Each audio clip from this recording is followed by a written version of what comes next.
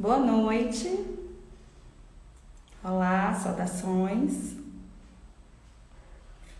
Estamos hoje de novo para mais uma live promovida pelo GEPAD. Boa noite, professora Luci. Boa noite, Silvia, professora Silvia, parabéns.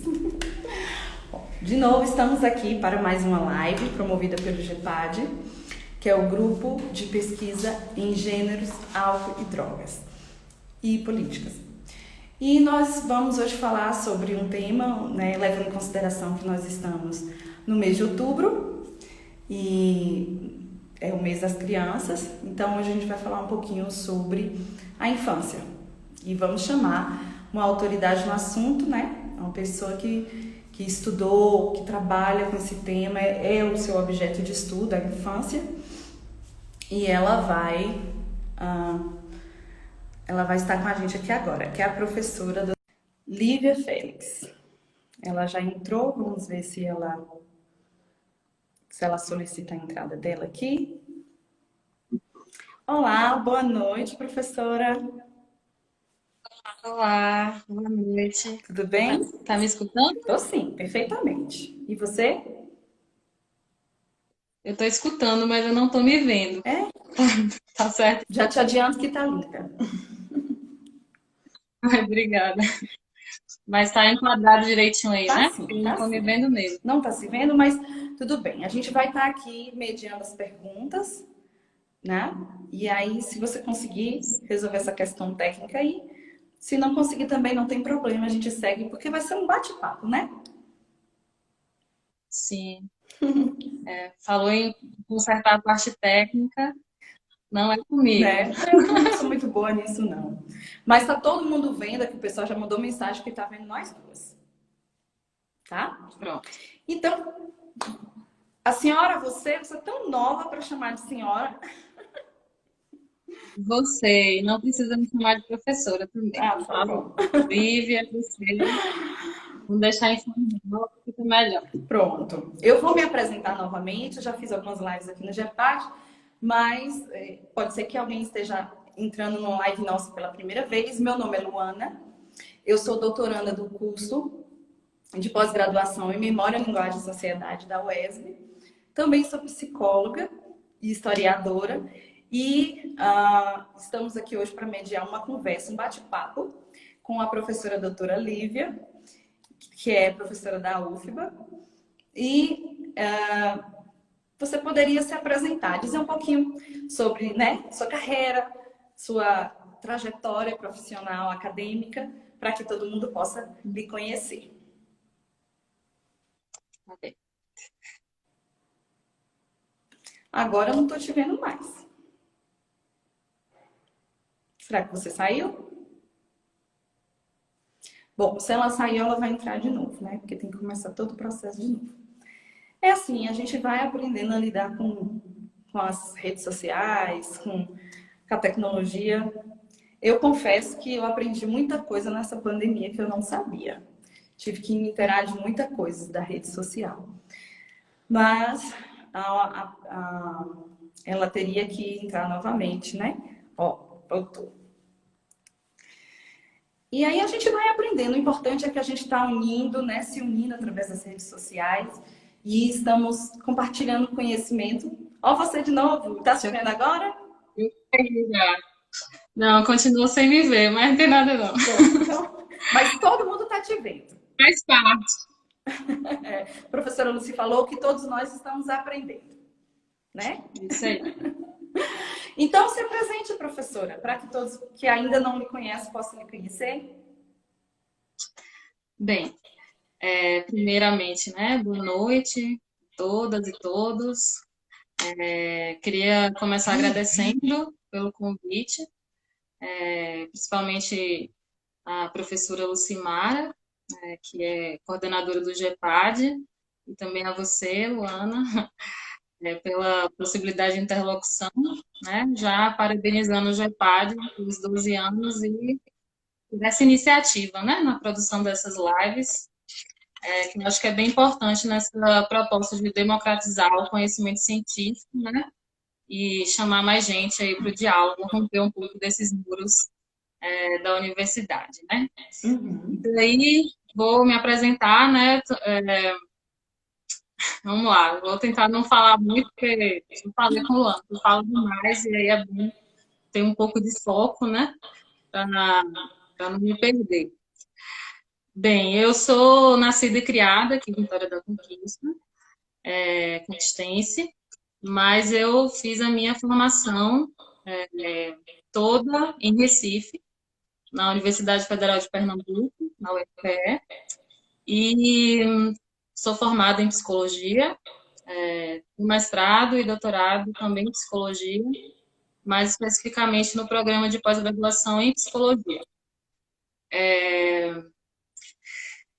Tem uma inserção, assim, né, além da psicologia, na saúde coletiva, né, trabalho bastante na interface saúde mental e psicologia social. Trabalhei 1 ano e meio como assistente de pesquisa na Fiocruz de Pernambuco, então isso deu um leque muito legal, assim, tanto na prática da pesquisa, né, quanto na inserção na saúde coletiva, que eu acabei trazendo, né, para o meu olhar na pesquisa também na psicologia social. Estou ouvindo um pouquinho de ruído, não sei se para você está também. Eu posso continuar? Eu não. É Se o só para mim. pessoal tiver, por favor, sinalize aqui no. Se Na... tiver qualquer problema, você... Então, desde a minha graduação, eu sempre fui muito assim interessada na questão da psicologia do desenvolvimento também, né? Então, passei pelo envelhecimento, pela adolescência, pela infância, pela psicologia cognitiva, mas eu finquei mesmo o pé, vamos dizer assim, dentro da psicologia social. E o aporte teórico das representações sociais tem sido, de certa forma, assim, minha diretriz de trabalho, né, de pesquisa, desde a graduação. Uhum. E daí eu terminei, né, a graduação em psicologia, tenho uma formação em psicologia clínica, né, também trabalhei na clínica com criança, com adolescente, e no hospital também, com adultos. Mas no mestrado eu me inseri interessada na questão das representações sociais de infância. Isso tem muita influência também da minha prática clínica, né? Quando eu atendia pais e familiares e, em geral, né, existia muito esse discurso, né? Eu estou trazendo meu filho aqui que ele não é normal, né? Então, esse discurso, né, normativo vinha muito, né? Essa questão, não é normal, não é normal. E daí eu comecei, né? Mas o que que é mesmo, né, uma criança normal, né? Como é que foi criada essa noção, né? Do que é a infância normal versus a anormal, a patológica. E aí eu fiquei inquieta com isso, essa repetição. E daí fui para o mestrado, né, tentar investigar um pouco essa questão. Daí, no mestrado, eu fiz pesquisa no CAPS-IA, para quem não conhece, é o Centro de Atenção Psicossocial para a Infância e Adolescência, e interessada nas práticas de cuidado de familiares de crianças usuárias do serviço, né? Então, o CAPS é um serviço que já traz um atravessamento para a infância, né? Que é a questão do sofrimento psíquico grave e persistente. Então, a maioria das mães e pais com quem eu dialoguei tinham crianças que tinham ou o diagnóstico ou a suspeita de autismo, além de outras patologias, outras questões, mas eram crianças que tinham um adoecimento psíquico grave. E daí eu estava interessada em compreender a relação entre representações sociais e práticas de cuidado, né? Esse sempre foi o meu interesse.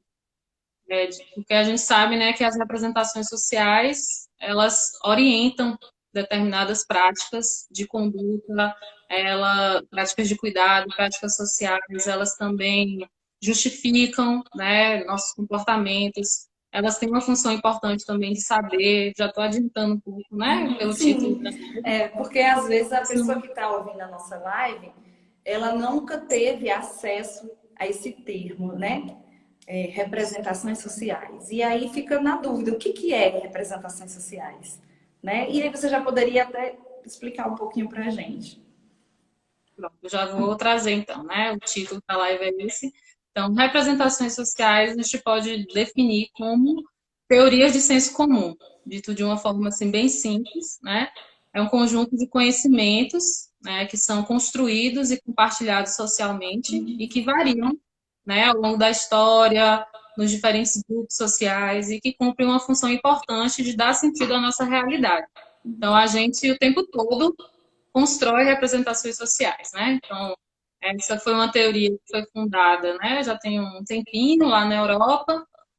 Não vou entrar muito assim, né, nesse aprofundamento, mas a ideia é que a gente compreende, né, que nós somos cientistas leigos, no sentido de que mesmo que a gente não esteja dentro da universidade, da academia, a gente é capaz de produzir conhecimento, né, a partir da nossa experiência, da nossa vivência, na interação social, é, essa questão, né, que passa de geração em geração. Então, nós estamos inseridos em diferentes grupos sociais e a gente vai construindo conhecimento para dar conta da nossa realidade. Então, todo mundo, né, constrói e compartilha de representações sociais, inclusive quem está na universidade, dentro da academia.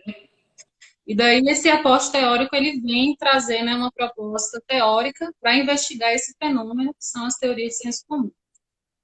E daí eu entrei, né, desde a graduação no LAPINT, que é o Laboratório de Interação Social Humana, lá da UFPR, e que tem um grupo, né, que já tem bastante tempo também, que é voltado para o estudo das representações sociais, com a professora Fátima Santos, que é, como eu digo, a minha eterna orientadora, né?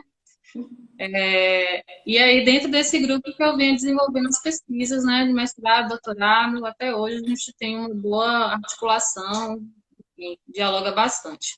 E daí, no mestrado, né, eu fiz essa pesquisa no CAPSI, com familiares interessados nessas teorias de senso comum, né, nas representações sociais que são compartilhadas pelos familiares, entrevistei pais, avós, mães, principalmente, né? A gente fez pesquisa de cunho etnográfico, fiquei um tempo lá na recepção, né?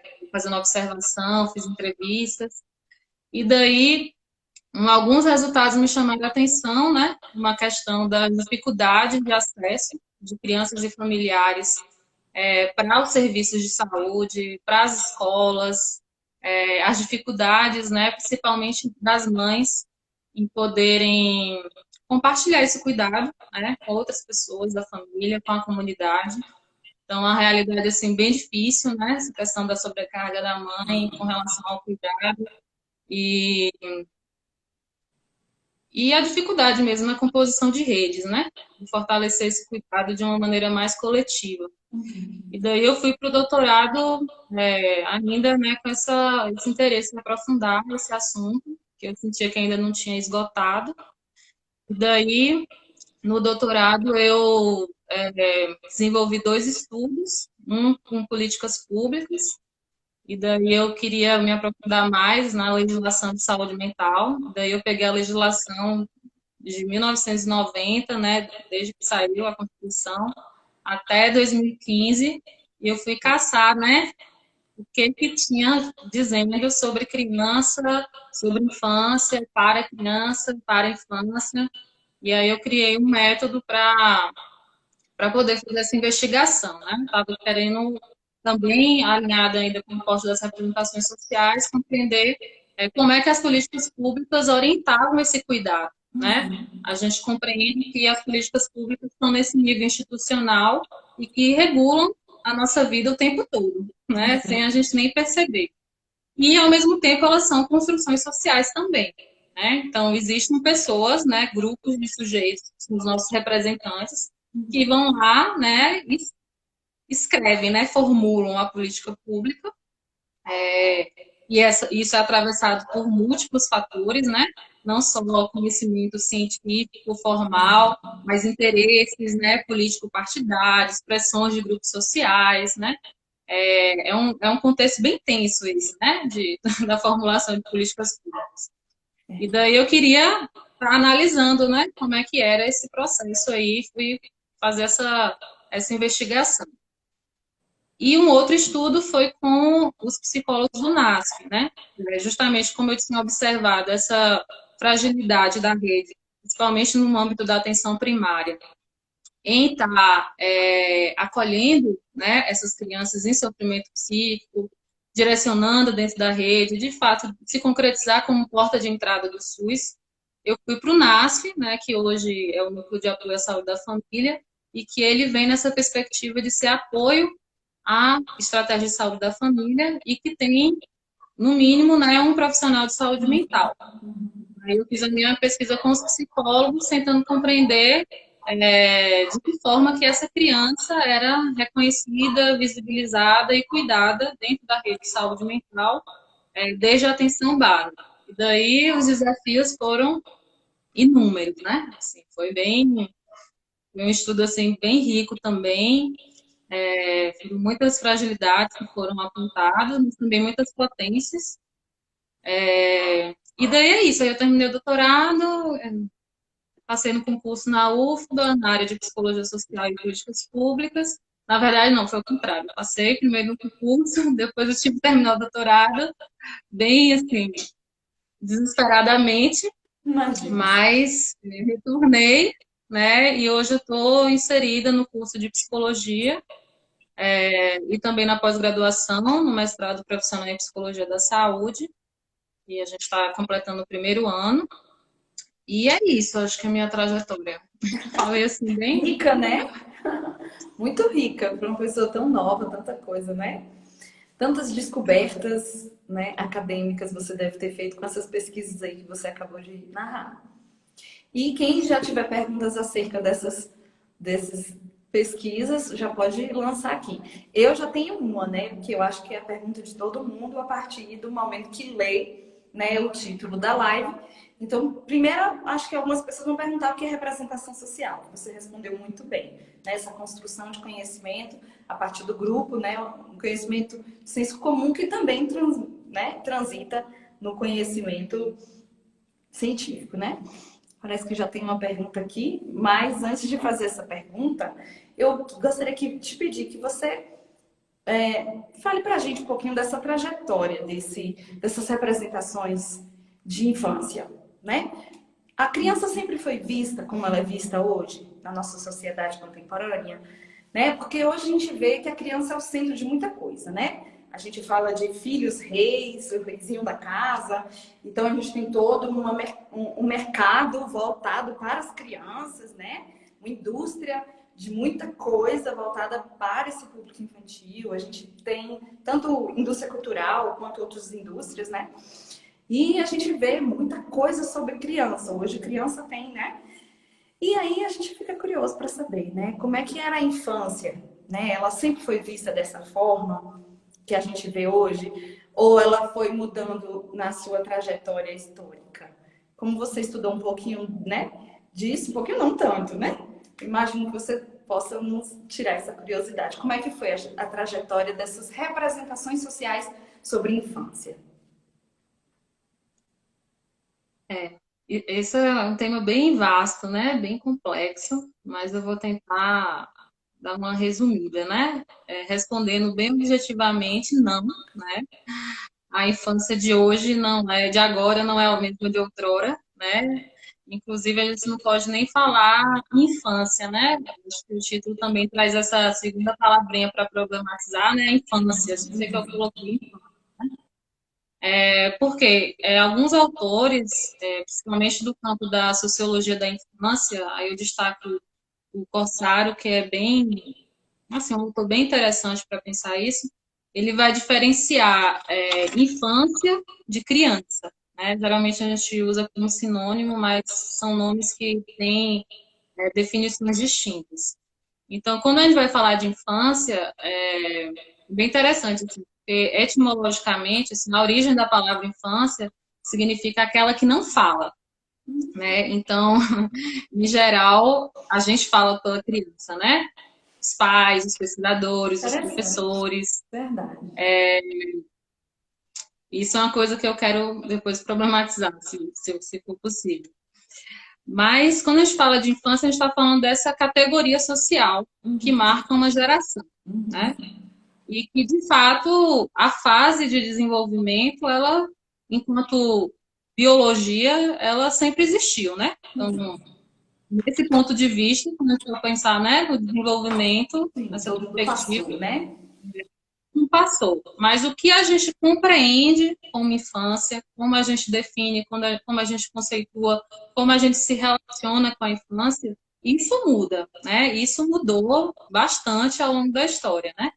E daí é por isso que os autores vão diferenciar a infância de criança. E aí, criança, quando a gente fala de criança, a gente fala do sujeito que vivencia a infância, mas que não é atravessada apenas por essa questão geracional, pela idade, né, pelo dado etário, mas também por raça, por gênero, por classe social, por etnia. E aí os atravessamentos, eles são múltiplos, né?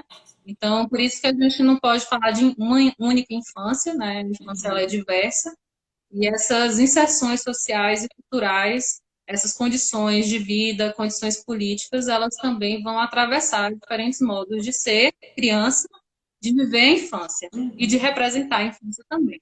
Não sei se ficou claro assim, essa Sim, diferença. perfeitamente. Mas eu acho bem legal, assim, porque, por exemplo, a origem da palavra criança, em oposição à de infância, que é aquela que não fala, é criatividade, criar. Então, criança é aquela que cria, Que né? legal. E daí a gente está aqui, né, criando um repertório, um diálogo sobre infância e sobre criança, mas as crianças elas não estão presentes nessa live, né? Somos Então a quem gente vai falamos falar por delas. elas. Bem Estamos interessante, aqui, né? Esses conceitos. mas vamos fazer esse exercício, né? Na verdade. Uhum. Mas eu trago um pouco essa reflexão porque é isso, né?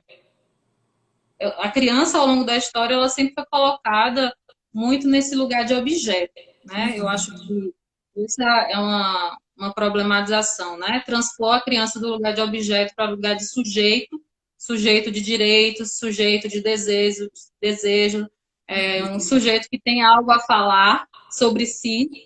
Isso é algo super recente, né? Assim, se a gente for parar para pensar ao longo da história. Então, o autor mais assim, famoso que tem na área, né, é o Felipe Arrier, que ele vai. é, Existem algumas críticas aos trabalhos dele, mas ele é uma referência. E Sim. ele vai marcar que a invenção da infância, tal como a gente compreende hoje, como uma fase diferenciada da vida adulta, ela vai se dar na Europa em meados do século XIX, né? E aí marcado na Europa, esse conhecimento assim, né, eurocêntrico.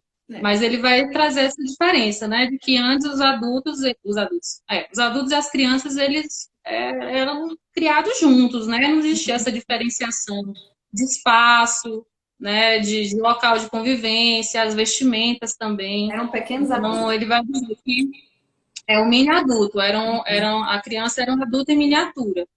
E aí, junto com a infância, vai surgir também a noção de família nuclear e de escola. Então, tudo isso vai nascer junto, né? E aí, essas representações sociais vão começar a orientar, né, determinadas práticas, modos, né, de ser, de existir, de se vestir, como você falou, né?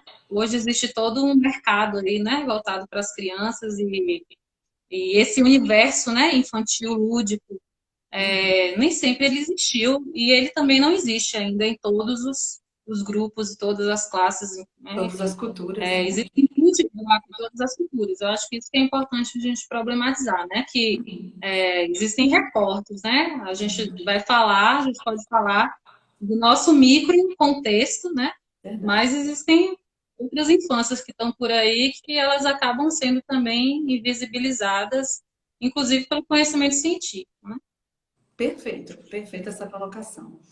O capitão Ilderim, ele faz uma pergunta aqui para a gente não deixar, tentar não deixar nenhuma pergunta, né? Ele diz assim: respeitando-se o lugar do senso comum e do campo científico que se manifestam, frequentemente não tão convergentes como melhor a vida utilizada a ciência sem, contudo, desmerecer o senso comum? Entendeu? Mais ou menos? Eu também. É porque tá A luminosidade minha não ajudou. Quer que eu leia novamente? Eu estou tentando ler aqui. Como melhorar a vida utilizando a ciência, assim, tudo. Bem, o que a teoria das representações sociais vai colocar que eu acho de mais assim, significativo é a legitimidade epistemológica do conhecimento de senso comum. Então, ela vai dizer o seguinte, que não existe uma hierarquia, né, entre ciência e senso comum.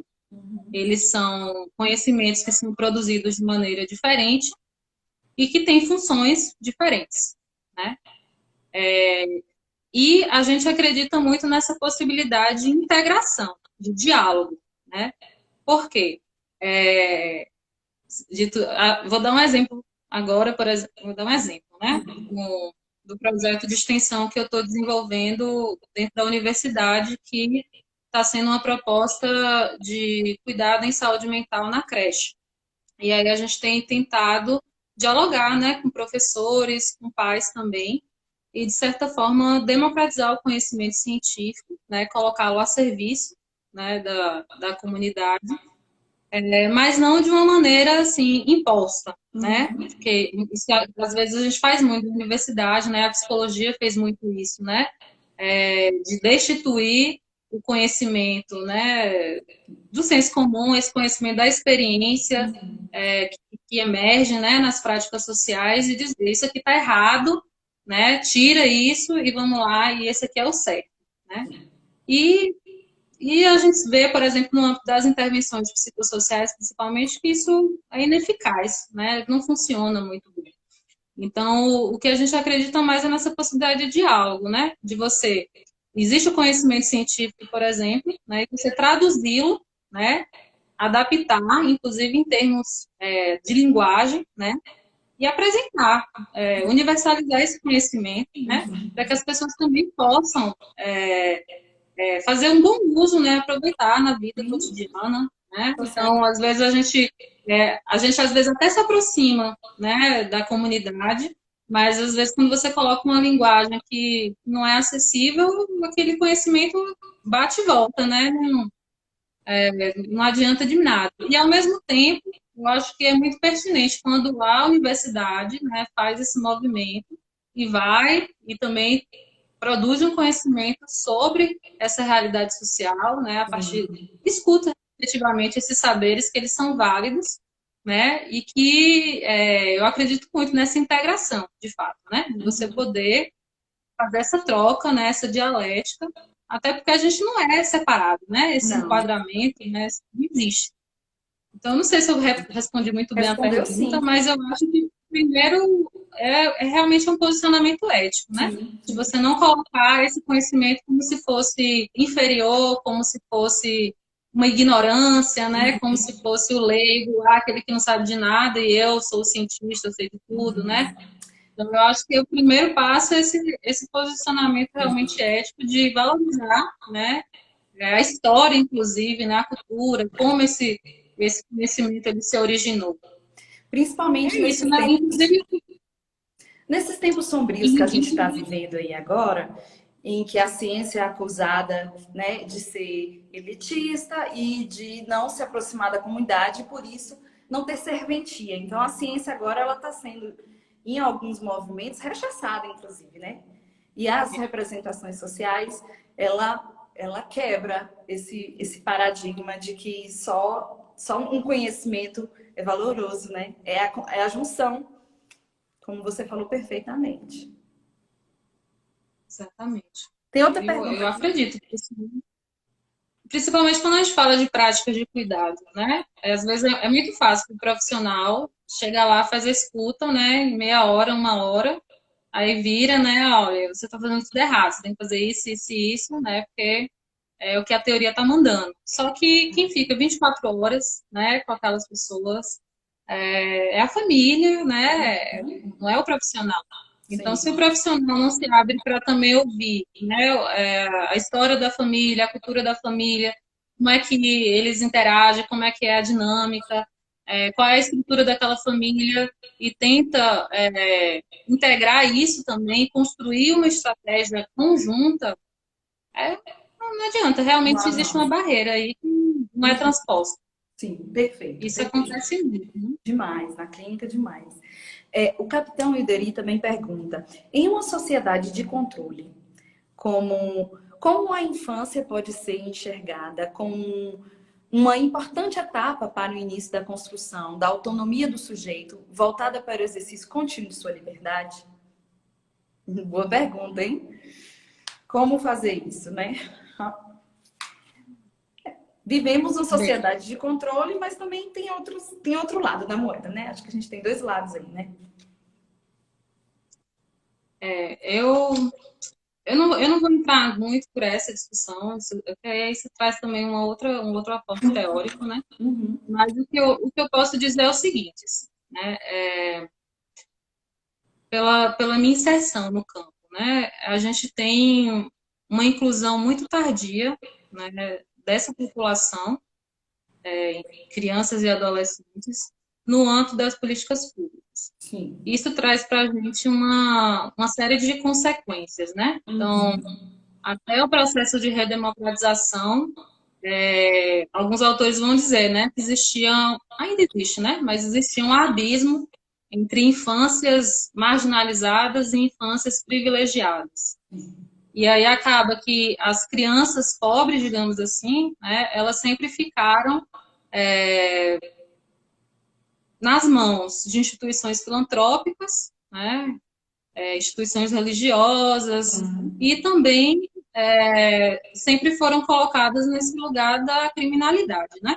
Então, existiu efetivamente um processo de exclusão muito forte, né, de segregação, e que isso era, inclusive, legitimado, né, pelo Código de Menores, que foi revogado com a criação do Estatuto da Criança e do Adolescente, do ECA. Uhum. E daí eu estou falando disso, né, para dizer que as leis são importantes, né? Assim, Sim. a criação de normas, de instituições para regular, né, a vida em sociedade, ela não é possível fora disso, né? E faz toda a diferença. Hoje, por exemplo, você chamar uma criança de criança e adolescente, você chamar de menor, né? O nome, a forma como você chama, ela resgata uma história, ela resgata um lugar, né? E eu acho que é super importante marcar isso. Uhum. Então, a gente tem uma história que ela é curta, né? De cuidado à criança, né? Principalmente do ponto de vista da saúde mental. Então, assim, a gente tem, por exemplo, o ECA, que surge em 90, né? E aí a gente tem a Lei 10.216, que é a lei que remodela, né, a política de saúde mental, nessa perspectiva de serviços substitutivos, que vai ser aprovado somente em 2001, né? Então, é recente, né? Então, até hoje, a gente tem um desafio muito grande na implantação desses serviços, na expansão, né, e também na regulação deles, né? Porque o serviço, o equipamento, ele é composto, né, por pessoas, por profissionais, que também tem as suas questões, né, desafios de formação, questões trabalhistas que atravessam também, né, o âmbito dos serviços de saúde. Então, essa é uma questão que ela, assim, é bem ampla, bem complexa. Agora, a gente tem essa lei, né, essa norma que diz que a criança é sujeito de direitos e de desejos. Uhum. E que está lá na Constituição, né? Tudo que ela tem direito, né? E a proposta realmente, né, é que ela seja cuidada em liberdade, né? E que sejam garantidas condições para que ela desenvolva autonomia e se emancipe, né? Uhum. A questão da emancipação ela é muito importante. Uhum. Mas nem sempre a gente garante, né, todas essas condições para que isso aconteça, né? Então, hoje os desafios com relação, né, às crianças, elas são, assim, são diversos, né? Muito. Eu acho que essa questão de pensar, né, no mês da criança, por exemplo, eu acho que é fundamental, porque falando, né, mais uma vez dessa questão de políticas públicas, não sei se as pessoas conhecem a história do Dia da Criança, mas essa data ela foi criada em 1924, foi um decreto, foi instituído, o Dia da Criança, mas essa data nunca pegou. Tipo assim, ela ficou esquecida até década de 50, 60, por aí, não sei bem. Que aí aquela fábrica de brinquedos, a Estrela, né, se juntou com a Johnson Johnson O e capitalismo disse se assim, ó, apropriou. se apropriou, vamos criar uma campanha, né, para a gente melhorar aqui, né, as nossas vendas de Ganhar dinheiro. brinquedos e tal, ganhar dinheiro. E aí eles criaram toda uma campanha, né, e marcaram realmente essa questão, olha, é Dia da Criança e criança tem que ganhar brinquedo, né? E daí foi assim que hoje, né, a gente relaciona sempre a questão do Dia da Criança, você ir no comércio e comprar um brinquedo para criança. E aí você deixa de pensar em todas as outras questões que poderiam, né, ser refletidas com relação a isso, inclusive o próprio consumismo infantil, né? Que é um tema assim, que me interessa muito. Esse, inclusive, ia ser um tema de doutorado, e eu acabei deixando ele para depois, era muito estratégico naquele momento, mas é um tema assim que me interessa muito, porque a gente não existe, a gente, enfim, as crianças hoje, né, elas consomem, se alimentam mal, né, elas vivem praticamente de isopor, né, muito sódio, muito conservante, muito açúcar, existe uma alimentação nutricionalmente precária, elas também têm um acesso, né, a redes sociais, à internet, essa questão do consumo, né, não existe uma educação para o consumo dessas coisas, né? E a coisa do brinquedo é isso, né? Eu quero aquele brinquedo. Então tá bom, vou te dar esse brinquedo. Então é tudo assim, né? Essa lógica de que nós somos criados para sermos consumistas, né? E consumirmos tudo de uma maneira, de certa forma, inconsciente, entre aspas, né? A gente não tem um consumo consciente daquilo que, enfim.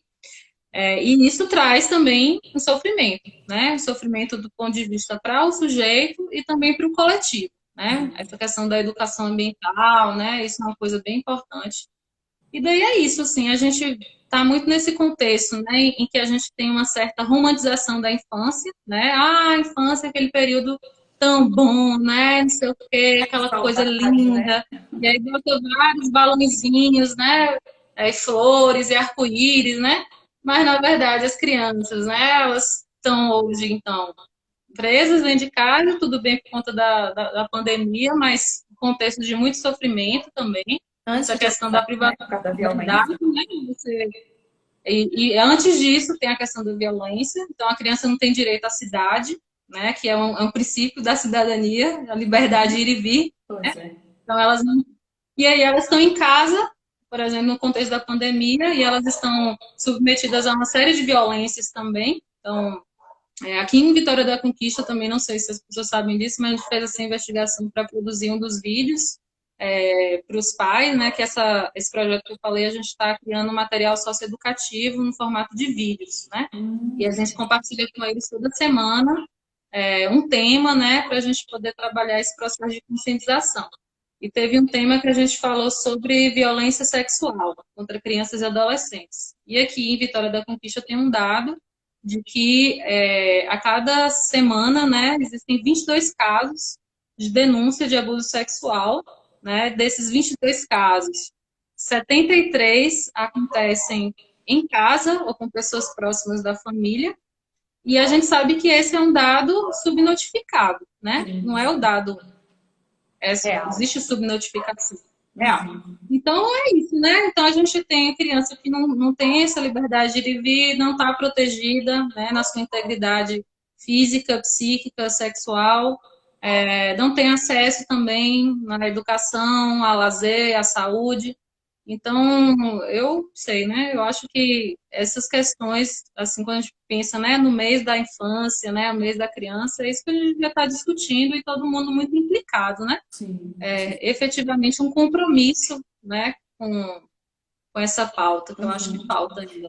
Então, o caminho para essa autonomia do sujeito, que o capitão Idoiri falou, ele perpassa o caminho da garantia dos direitos dessa criança, né?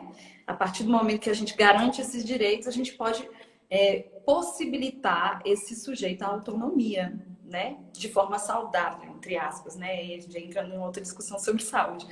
Mas com menos angústia, menos sofrimento, talvez, né? E isso que Na minha você perspectiva, fala. Oi?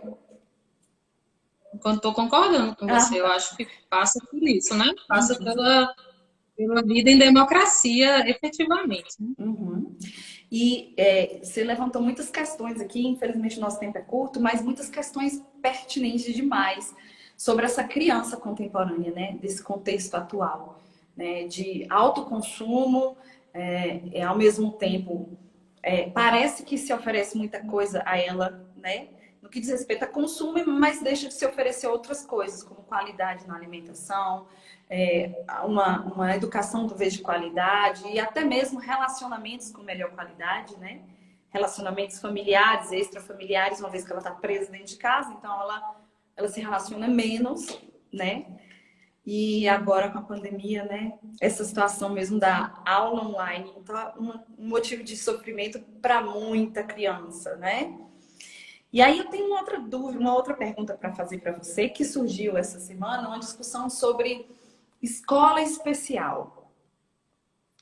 O que Hum, você acha disso? Escolas especiais para crianças especiais.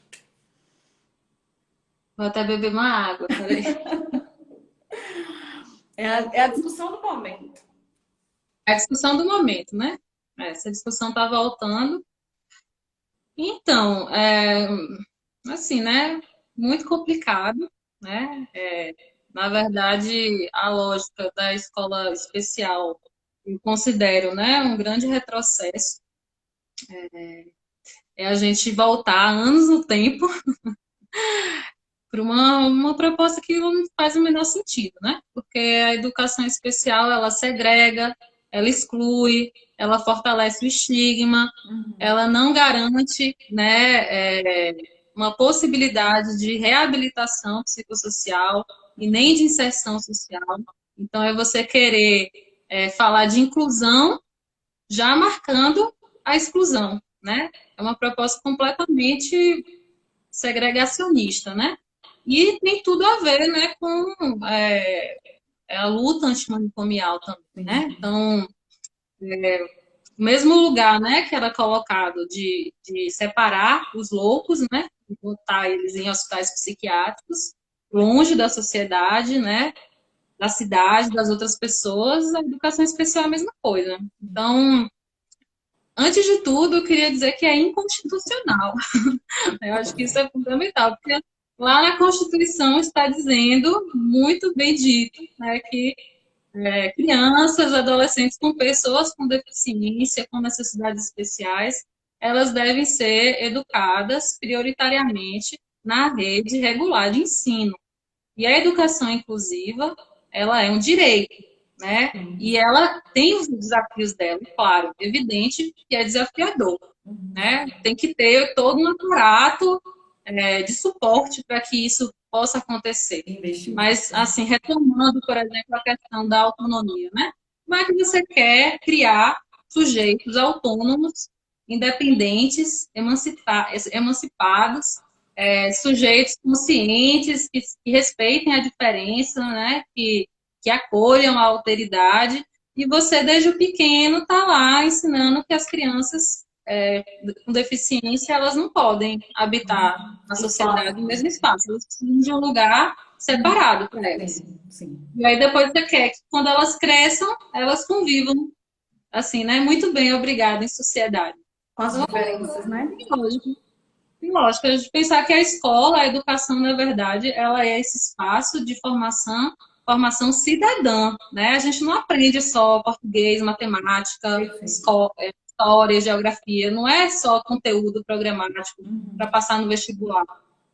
Na escola você aprende a ser gente, E a se né? relacionar, né? Se relacionar, você desenvolve, né, várias habilidades, várias competências, e principalmente essa questão da sociabilidade, né? E é lá que você é importante, né, que a criança ela se depare com a diversidade, né? Então, enfim, acho que tá bom, né? Deixei bem claro. É. Meu posicionamento. Mas essa live que a gente está tendo aqui agora, inclusive eu queria agradecer a participação de todos, ela é um início, né? Um início para um inquietamento para falar-se mais sobre a criança. Enquanto muitas pessoas estão falando de Dia das Crianças apenas nessa visão mercadológica de presente, então a gente vem, né, com a nossa visão um pouco mais científica, mas também, né, do nosso senso comum, porque aliamos as duas coisas, viemos para poder levantar discussões sobre a criança. Né? E tem muitas, aí a gente fala de crianças especiais, a gente fala de autoconsumo, a gente fala de direitos não adquiridos ou não garantidos. Então, assim, a gente fala sobre as violências que a criança vivencia, né? E a não proteção que o Estado oferece a elas, a sociedade oferece a elas. Então, assim, nessa pequena conversa que a gente teve aqui, tantas discussões poderiam ser desenvolvidas aqui e muita coisa precisa realmente ser discutida, né? Muita coisa mesmo. E assim a gente espera que os próximos outubros da vida, né, as pessoas percebam a necessidade de falar mais sobre crianças, não falar apenas por elas, né, como você disse. Não falar apenas por elas, mas falar sobre elas, sobre as questões que envolvem a criança, né?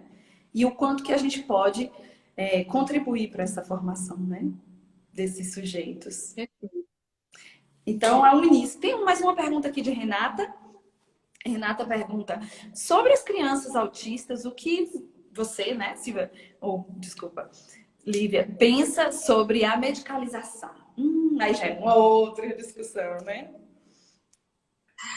Aí já é outra live, né? Outra. É isso, né? Acho que a gente falou aqui de várias travessias, né? Hoje eu falei assim um pouco, tentei, né, situar a minha própria travessia no campo, né?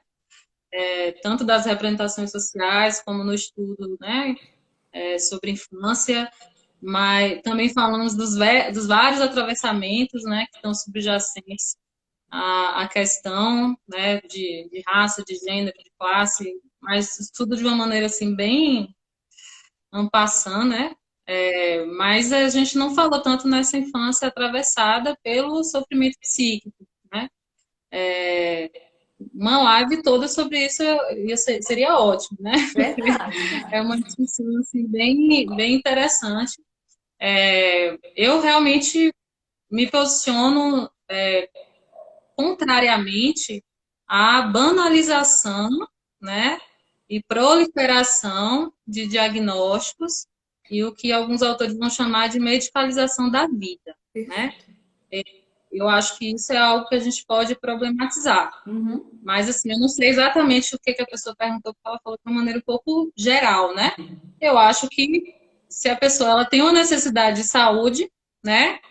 Existem terapêuticas que estão disponíveis, né? São recursos que podem ajudar. Uhum. Né? A medicação é um deles, né? Então, alguns indivíduos, eles precisam, né? De uma medicação, de um acompanhamento, né? De neurologista, de psiquiatra, e aí dentro do campo da saúde mental tem mais gente, né? Psicólogo, terapeuta Uhum. ocupacional, fonoaudiólogo, e aí aquela equipe, né? Uhum. Vasta. Então, acho que realmente tem que ser visto caso a caso, né? Perfeito. Exatamente. Na psicologia a gente trabalha muito nessa linha de pensamento, né? Caso a caso. Toda generalização é perigosa, né? Mas isso que você fala é muito importante. A gente tem que ter cuidado com a banalização de uma via de tratamento apenas, que é a via medicamentosa, né? E também ter cuidado com o excesso de diagnóstico precipitado, muitas vezes, né? Então, a gente realmente, no que diz respeito à saúde mental, a gente tem que ter sempre muito cuidado, né? Sim. Mas aí nesse aspecto eu também coloco um pouco a culpa, culpa assim, né? A responsabilização na própria política, né, pública que foi criada. A gente tem uma lei que é chamada hoje de Lei do Autismo, né, que foi promulgada em 2012 e que foi uma lei importante, mas que ela trouxe uma problemática, né? Assim, vários autores vão falar disso, né? Inclusive dentro da reforma psiquiátrica, porque veio numa proposta de de um especialismo clínico em Uhum. cima de um diagnóstico que ele é super complexo, né, em termos diagnósticos. Então, o que que eu vi isso, né, vejo isso. A partir do momento que você cria, olha, as crianças que têm esse diagnóstico de autismo, elas vão ter esses e esses e esses direitos. Então, nossa, é o diagnóstico que vai me dar o direito, né? E daí, o que acontece é que muitas famílias realmente elas ficam buscando, pela via do diagnóstico, acessarem direitos, né? E uma mãe uma vez me falou isso assim, por que que eu achei genial, né? Por que que o direito da criança não é atrelado ao fato dela precisar ser acompanhada no serviço, independente do diagnóstico? Porque se ela está no CAPS, é porque ela precisa de um acompanhamento. Uhum. Mas não, ela só vai receber um direito Se se tiver. ela tiver aquele diagnóstico. É E verdade. daí a gente sabe que não existe tantos consensos, ainda mais com essa questão do TEA, né? O transtorno do espectro do autismo. Uhum. Aí é um tipo de coisa, né? Que é muito difícil alguém se considerar um pouco autista, né? Assim, que não vai Ainda bem analisar os nessa traumas. sociedade de isolamento, né? Pois é. Então, acho que é uma questão realmente para problematizar bastante, né? Ô, professora, a professora Lucy, quando a gente falava sobre levantar, fazer uma outra live para falar sobre o sofrimento da criança, né? E aí ela falou, vamos programar. Então, já estamos aqui, já motivados a fazer novas lives, porque essa primeira live seria mesmo para incentivar as pessoas a falar sobre isso numa outra perspectiva, que não apenas a criança que consome, né? Em outros aspectos, sobretudo da saúde mental da criança, né? Eu queria Sim. agradecer demais por essa sua participação. Foi muito rica essa participação, foi muito instigante, né? Eu tenho certeza que quem acompanhou ficou com vontade demais, né? Mas o Instagram corta a gente, ele castra nosso desejo de querer continuar. E mais assim, a gente pode estar fazendo novas lives. E também, quem quiser assistir novamente ou convidar outra pessoa para assistir, ela fica gravada, tanto no Instagram quanto no YouTube também. Então, aí, né, foi muito rico. Eu queria agradecer demais a sua presença e participação aqui. Eu agradeço também o convite mais uma vez, né? E eu queria só falar mais uma coisinha, se der tempo ainda, antes do Instagram me cortar, né? É de fazer um lembrete, na verdade, né? Que nós estamos novamente mais um ano eleitoral e eu acho que eu deixar um pouco esse convite, talvez, para as pessoas estudarem, né, os candidatos com relação aos projetos que eles têm para a infância, né? Porque Uhum. é isso, né? Eu gosto muito de um documentário que chama O Começo da Vida. Eu passo muito em sala de aula, já assisti umas 20 vezes, e que tem uma frase que fala assim, né?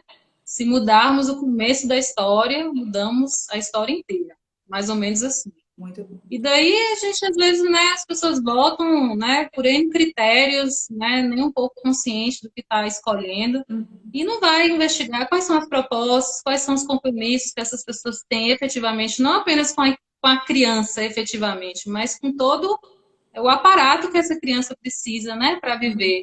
Então, creches, né, quais são as condições, né, de vida, né, para as mães, para os pais, para estarem criando, né, de uma maneira decente e, e digna mesmo, né, eu acho, de Uhum. vida. Então, assim, as pessoas irem para além do que elas veem, né, em termos de estrutura, do que é dito, do que é falado, se o candidato é popular, se é meio conhecido, né, a gente tem muito isso, assim, ainda mais cultura de interior, né? Vou vender o meu voto, vou votar em fulano porque é meu amigo, porque é meu parente.